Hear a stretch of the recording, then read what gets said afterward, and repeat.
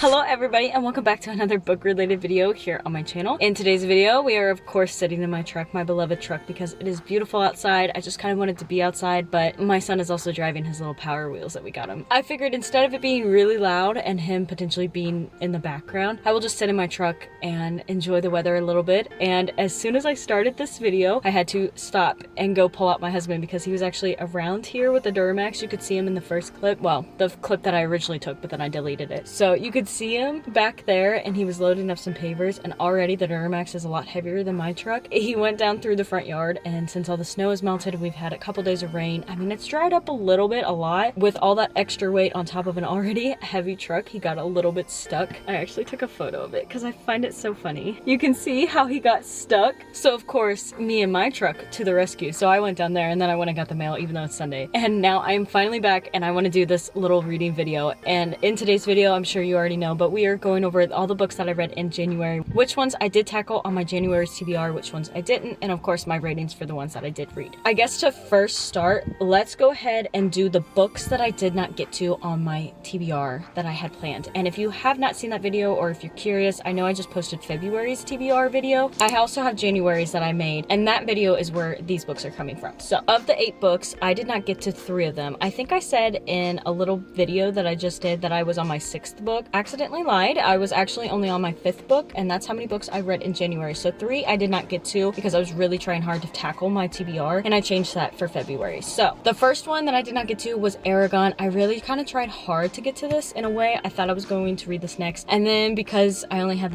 only a couple hours left of January, I decided I'm not going to start a new series. I could put this on another TBR, and when I want to tackle it, I'll focus on it more then, because I felt kind of like I was forced to almost read it in a way. So I want to read this at my own pace. Definitely if it's on a future TBR, try and get to it, but not so much just because I need to read one more book before the month ends type thing. I don't know why I was rushing this month. I think because I was doing so good and I felt like I was getting out of my book slump. Maybe this year will be so much better for reading. So Eragon we did not get to, but don't worry, I will eventually get to this. The next book I didn't get to was Forever Never by Lucy Score. I didn't even try and read this book, to be honest. It was just a little bit too chunky. I just didn't feel like picking it up, mainly because I was reading a lot at work, and there's certain things that I just don't want to necessarily bring to work or read. And eventually, like I said, I will get to this because this is also on my 25 books I want to read in 2025. I think Eragon is too. I'm not positive on that, but this one definitely is, and I thought maybe I would get to it, but I already have 4 or so books crossed off that list, so I'm not too worried because 2 of them were read in actually December, the last couple days of December, and then I think just 2 of them, maybe 3 by now, have been read in this month, or last month in January. This is a future me problem. And finally we have The Story of San Michelle. This I already said was an intimidating read. I still want to tackle this, but it is more of a chunkier book. It's 500 pages give or take, and it's older. This is about to be 100 years old. I will eventually get to this just because I'm not going to get rid of this book ever. I'm not going to get rid of any of my older books. I'm going to keep them all, and I do want to eventually tackle them and read them. Last month was not the month for that, but I did get to one of my older ones, so that's a plus. Now let's get into the books that I actually read and in orders. I like how my seat's up here. Hold on, I'm waiting on Josh and James to leave. He's got the mower out of the trailer that's behind me, and James is following him. What amazing life this is. The first book that I tackled in January was probably the worst book I could have started 2025 off with, because it was just very conflicting, let's just say. It was The Store by Bentley Little. I'm actually going to unhaul this book after more thought, longer thinking, I guess I could say. If you see me actually talk about this book, you might already know. I thought that the actual plot of it was really good. The plot of, here comes a random store, just pops out of nowhere, store becomes bad in the small town, store tries to take over small town, main character tries to fix his small town and revert it back to what it was. That plot, good. The horror aspects of this was not a problem. Some things were a little bit weird. It was just mainly the one thing that happened at the end of it, because you kind of got, as I couldn't figure out what I wanted to say in the last time I updated this book, it is basically incest in this book, and I couldn't do it. It was just one of those things that it was just too gross for me. Kind of think of it as you have a really sick mind to even think about it, but definitely to think about it and then continue to put it into a book. And yeah, I get horror aspects. I don't mind horror aspects like blood, gore, just the typical things you read in horror horror books, but that part, I was like, no, that crossed the line for me. I can't do that. That's gross. I decided to rate that whole section of it like 2 stars. It was just not good. The overall plot was like 4 stars because I was so intrigued this entire time. I actually loved the pacing of it. There's so much of it that I really loved. But then we had that terrible thing at the end of it, and I was like, I have no clue how to rate this book. It took me, I think, 3 days to sit on how I felt because I was just still sick to my stomach for so long to even think about a rating, and I eventually just went ahead with a 3-star rating. It was more of just because it was in between 2 stars and 4 stars because I was like, I don't know what to rate it, and then I broke it down when I did my review, kind of like how I'm talking to you, where I thought the plot was 4 stars and then the other plot or the other things that happened were 2 stars. So potentially if I ever find another book from him and it's one that I'd seen on his backlist that I was kind of intrigued by, if I ever find one again from him, I might pick it up if it's like thrifting. I'm not gonna go hunt for his books. This was just one of those where it was like, I found it for free, I enjoyed it to a point. I crossed it off my list, and now I'm sorry, but I'm gonna pass it along. I'm gonna give it to my free little library. Eventually I'll do that video, and this will be one of them in there. But this was my first book of 2025. Next, because of the store, I hopped into The Giver. I just read the first one, The Actual Giver, not Gathering Blue, Messenger, and Sun, since this is all of them in one. I never know when I read this, but I think it was like 2019, give or take. I read The Giver, and I loved it, except for the fact that I thought it ended so weird. I didn't understand how it ended. Like, I thought it was like a choose your own ending. And then I realized, I think last year, that it was actually a part of a series, and that's why it ended so weird. So I picked it up. Actually, I found this for my birthday. It's the quartet, all of them in one. And I picked this up, I brought it home, and then this month, or in January, I actually tackled it. It's only 165 pages, so it was a breeze. It was literally a palate cleanser. It was something so fast, so easy. And now, rereading it a second time, understanding that it's a part of a series, it was so much more interesting. I gave it 4 stars, and I feel like this series would be so great to tell your kids, and also because there's a movie. I'm not sure if there's more than just The Giver, but I know that The Giver has a movie. And I just think that this was so good. I watched this as a movie, maybe because I've seen the movie before, but I could picture so much of it. And also, it was so unique in a way because everybody in this community has what they call a sameness, where everybody sees, basically it's like black and white. They see the same things, everybody looks the same for the most part. Everybody acts the same, but there's also kind of like a dystopian vibe because they have certain roles in the community, certain jobs that they can get, and there's certain things that most people get where they work their entire life or whatever until they get a family, or if they get old enough and then they get put somewhere else. I thought all of that was a cool concept, like just how the whole community works, and then also when you're breaking it down, how our main character is actually receiving memories of things that me and you would know about, like pain, happiness, sled, snow. That was like one of the things that he didn't know about, was the cold and snow, because in this environment, in this community, everything is just controlled. It's all the same. There's not even hills in this community. It's just very normal and flat. And he also learned some things about kind of like what his father does, and when they release people out of the community. Going into the next book, I'm really excited about it. I can't wait to pick it up. I might try and tackle it this month. It is called Gathering Blue. It's almost about 200 pages, probably about 180 to be honest. So it's not insanely long either. And I'm definitely excited to finish this entire series and see how it ends, because now I'm super intrigued since I've never read the rest of the books. Next, we have my most rated book of January, and it is, of course, Tidewater Inn by Colleen Cobble. I absolutely love this book so much. This was a 4.5 stars. I think that this author is one of my favorites. I read a book from her in 2020, 2021 when I was pregnant with my son, and it was called Lone Star Sanctuary. It was a Western Christian subplot of romance in a way, and a mystery as well. This book is a mystery subplot of romance and Christian, and I think that is just such a great combination. I love Christian books, especially from Christian authors, and especially with the romance, I just feel like it's more my style. It's more clean. It's more like the friendship building, the getting to know each other, the bonding experience over everything else. Like, it just makes so much more sense. And this book in particular, we have our main character. She's actually in business with some other girl, her like best friend, and they basically flip houses for the most part. They're like historic flipping houses, I guess you could say. And they end up going to this island, and more so it was to work on this house. And then in theory, the main character finds out that she's actually related to the owner that passed away. And so then we get all this family dynamic that is just kind of, you know, wishy-washy, let's just say. And also it's really intriguing because you then have this also plot and mystery, which it's not a spoiler, it's on the back of the book. Her business partner gets taken right before her. She goes missing, let's just say, you actually watch her get taken, or I guess the main character watches her get taken. She becomes the main suspect, and people are kind of questioning like, hey, you know, you did this in your past, or this happened. How did you do this? Are you the one that actually took her? Did you set her up and have her get taken? And then by the end of the book, you kind of start to come around, because towards the middle, you're kind of second guessing like, maybe she is. I've read thriller books before where the main character who's supposed to be good is actually bad. So it's one of those where you're not sure how it ends, and then in the end, you know who exactly, I'll just say, is the bad person, and the whole ending. And of course, there's a subplot of romance. There's of course a touch of God in here, and it's so good. The messages that I annotated and highlighted revolving around Christianity, it was so amazing to me. I know I've read this so many times, but I'm gonna read this. This was my favorite quote of this entire book. It's when our main character, like, they're getting like the first touch of romance, I guess you could say. Like, they're already kind of friends. He's unsure about her because he kind of has doubts a little bit on if she's involved with the kidnapping or not. And then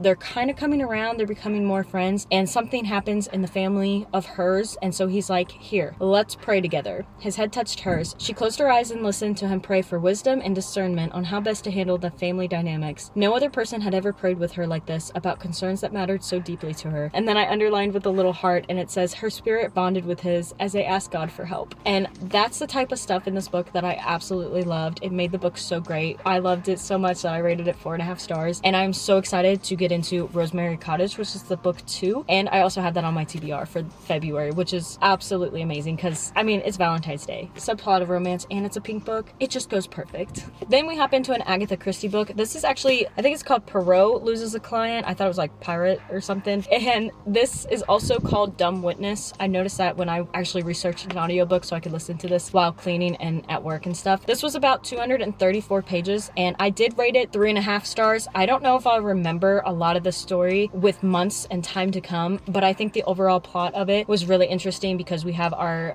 character, let's just say, not necessarily main, but we have this character that ends up dying, and you got to figure out who killed her, what happened, if she died of natural causes, if she was actually murdered. And then it's this whole family situation because her will, her money was not actually given to the kids that thought they were going to get her money, and everything in that will when she died, it was given to somebody else. So then you have this other suspect who's outside the family, and I thought it was really interesting. And I think with an audiobook, it was a lot more interesting. I think I listened to Audio Pro Plus here on YouTube. I'll put it down up on the screen and then down in the description, but I listened to their version and I thought it was really interesting, and it helped me really get through this book because for whatever reason I was struggling. But I'm glad I tackled it because this is one that I will be keeping on my shelf forever.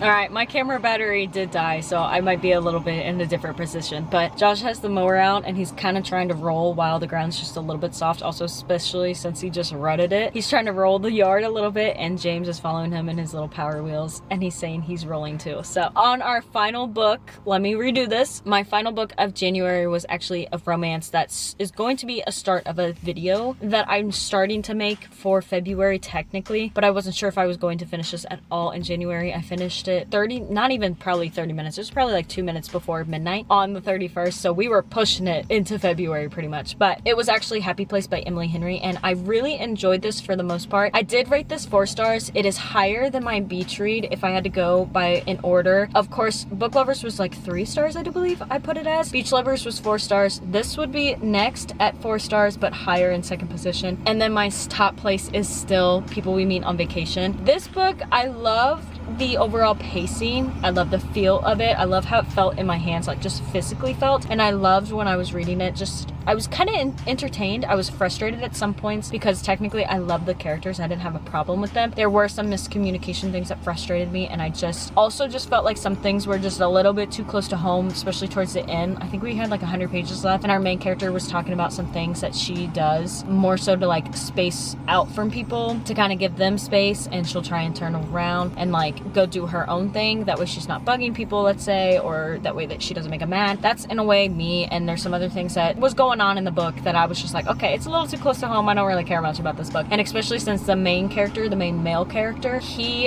had lost his father, and that was like Josh and I, it was flashback to 2020 when his father passed away. And except for the fact that we never had like an argument or anything like that, I mean, Josh and I never I hate to say that sounds so cliche, but we honestly truly like never really argue, or we've never fought. But the thing that I really think about is like the whole, when he lost his father, how many things that were going on in this book were very similar, and like the feeling, and then also how the main character, she was just kind of like, hey, listen, like I don't know how to help you, because that's kind of me, because I was always telling Josh like, I don't know how to help you because everybody dies in my family. My family's pretty small anymore just because everybody's already dead, and Josh's family, he's got a big family. His dad was like one of the first, I think, true people that he can remember that has affected him, because most of the time everybody's either still alive or it was when he was really young that he lost people. So for me, I was like, I don't know how to handle, I don't know what I should do to help you, because when people die, it's always on my side, and I make jokes. I make jokes about everything. At my niece's funeral, we were all cracking jokes. That's how my family is. Like we